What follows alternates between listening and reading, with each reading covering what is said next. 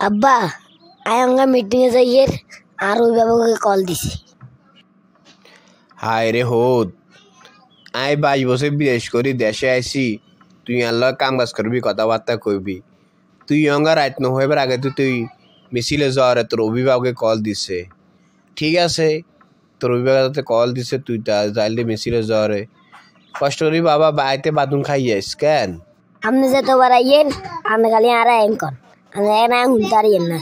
আর সামনে পথ দিব আর ওই বাবুকে হেঁটে যেতে হইব। হায় রে হুত বাবগা আইসি বাবার লগে আছে বইবি আর অঙ্গা তুই যাওয়ার মিছিলে আর এখন শুনতে ভালো লাগে না তোর কাছে এ বাবার কথা না শুনি শেষ পর্যন্ত তবু কারণে কত বাপ যেন অপমানিত হইল শেষ বয়সে বুঝি তুই আর অপমানি করবি তুই বুঝি ভালো হইলি না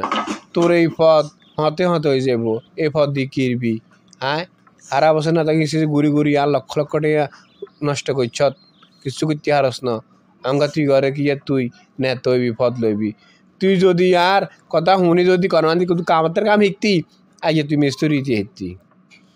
কি এখন আব্বা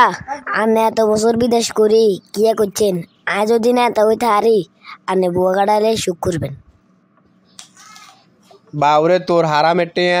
দিয়া শুকুর দরকার না বুয়া গাড়ালে তো আর তুই সুখ করাইতি না তুই এই টঙ্গ হোলা হান লাগ ঘুরি আউট মাউট হোলা হান লাগ ঘুরি বুয়া গাড়ালে আর মানে করার চেষ্টা করবি বাউরে তোর মতো হল আর দরকার নাই তুই যদি অনেক কাজ কর্ম হেরিয়া আর কাম কর্ম হেরিয়ে যদি নয় কাম কর্ম যদি ন করতে আরস আর বিশে কেন দিয়ে তুই বিদেশ যাগই আর তুই যদি বিদেশে যদি ন যাস তুই যদি রাজনীতি করস এই টুলটু পুলটু রাজনীতি যদি করস তাহলে বার তোর হতে তুই থাক আই তোরে চিনিও না তুই আর কথাবার্তা করছা বুয়া গাড়ালে তুই আর মনে করাবি তুই রবা আপনি না বেশি বুঝেন একবার না তোই আমি সেকেন্ড দেখবেন